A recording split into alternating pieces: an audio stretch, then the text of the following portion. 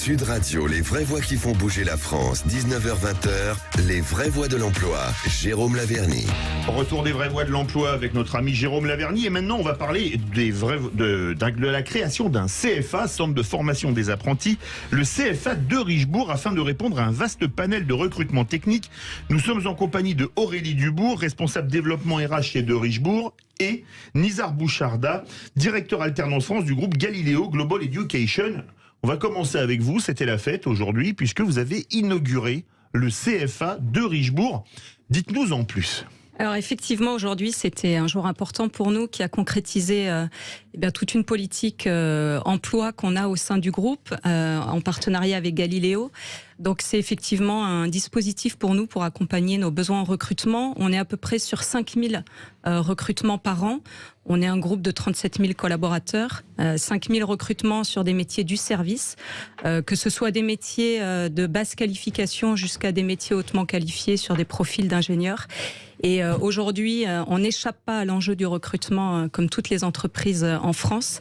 Et donc, un dispositif pour nous qui nous a semblé extrêmement pertinent aujourd'hui, c'est la construction de ce CFA pour accompagner cette politique de l'emploi. Nizar Boucharda, c'était la fête aujourd'hui. Alors, racontez-nous les noces entre le groupe de Richebourg et le Galileo Global Education. Moi, je retiens deux mots, c'est confiance et audace. Ça a été cité ce matin. Alors, tout d'abord, pour revenir sur Galileo Global Education, c'est un groupe français, leader mondial de l'enseignement supérieur privé, donc avec 59 campus en France. On a 20 000 alternants aujourd'hui dans les écoles du groupe, c'est assez important pour le souligner. Et voilà, des marques comme l'ESG ou le Cours Florent. D'ailleurs, on va en parler tout à l'heure parce que le Cours Florent... L'ESG, l'école supérieure de gestion, c'est ça? Non? Tout à fait. Oui, tout à fait. Et le Cours Florent, c'est les comédiens. C'est ça. D'accord. Jérôme Laverny. Alors, tiens, c'est quand même un peu bizarre.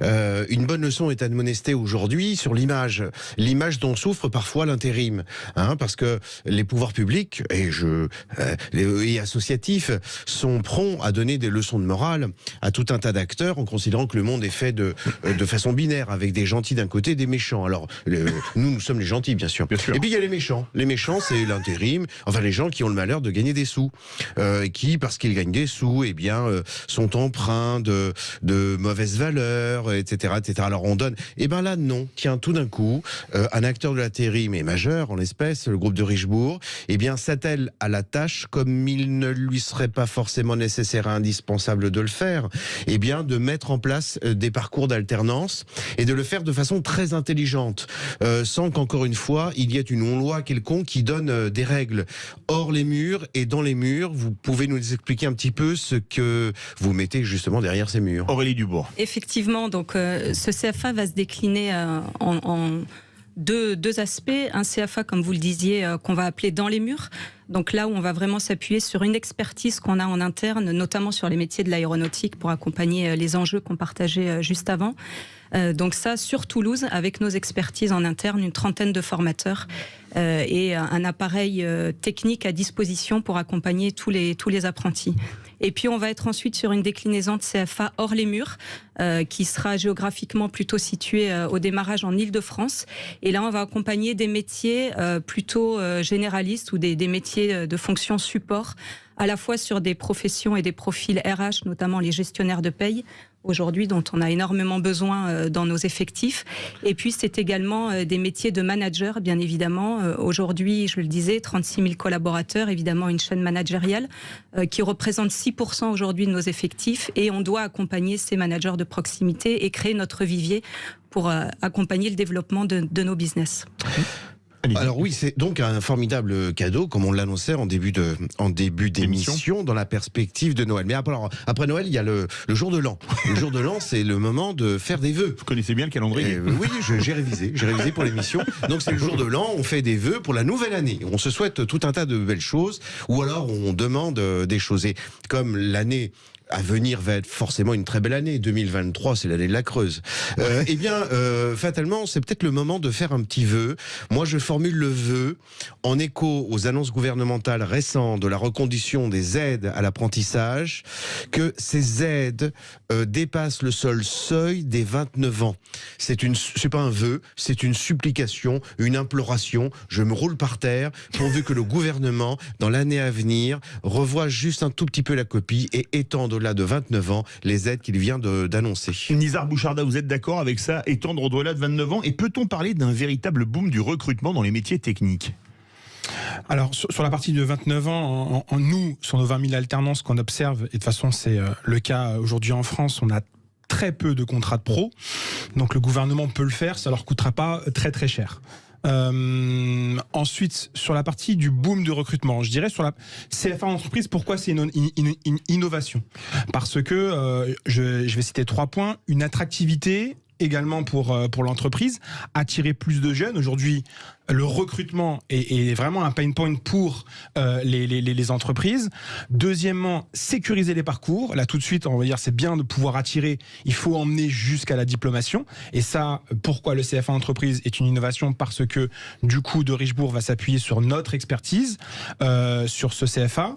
Et ensuite, on a l'insertion professionnelle. Et tout ça, je veux dire, saupoudré avec, je dirais, une adaptation des formations. Parce que, là aussi, de Richebourg a des vrais besoins et des besoins qui sont précis, et donc du coup nos certifications vont s'adapter à leurs besoins.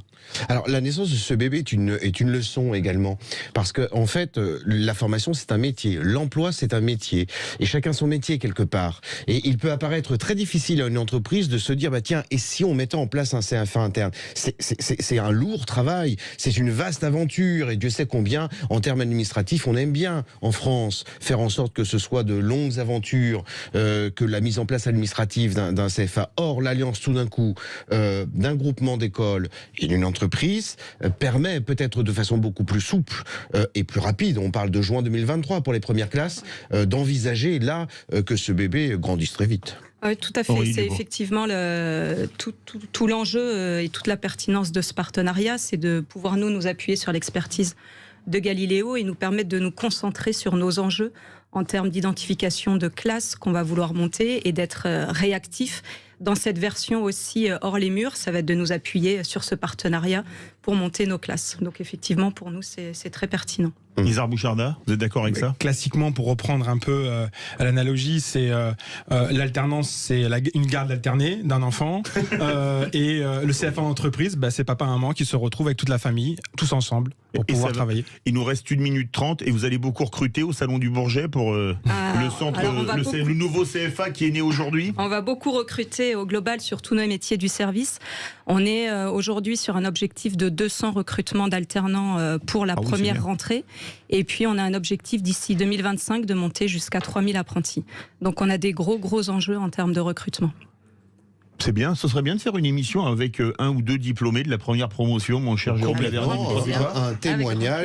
Un témoignage effectivement avec le premier diplômé. C'est le vœu qu'on peut formuler ce soir, en même temps que de retrouver notre sainte patronne Cécile de Minibus. Oui, qu'on retrouvera à partir de jeudi. Voilà. Le mot de la fin, Nizar Boucharda. C'est vrai que ce serait bien de faire une émission avec le premier diplômé, là, ce serait parfait. Donner la voix aux alternants est toujours une bonne chose. Et le premier diplômé aéronautique. Excusez-moi, mais ça allait de soi. Merci beaucoup à tous les trois. Merci beaucoup Aurélie Dubourg, responsable développement RH chez De Richebourg. Merci Nizar Boucharda, directeur alternance France du groupe Galiléo Global Education. Et merci beaucoup Philippe Dujaric, directeur des affaires sociales et de formation du GIFAS, le groupement des industries françaises aéronautiques et spatiales. Merci Jérôme Laverny. On se retrouve mardi prochain. Mardi prochain sans faute. Tout de suite, le Loft Music d'Yvan Cujous, il reçoit Laurent Baffy et Elise and the Sugar Sweet. Et mais tout de suite, conseil de famille, gestion de patrimoine avec notre ami Stéphane Moller. On se retrouve demain 17h pour les vraies voix de Sud Radio.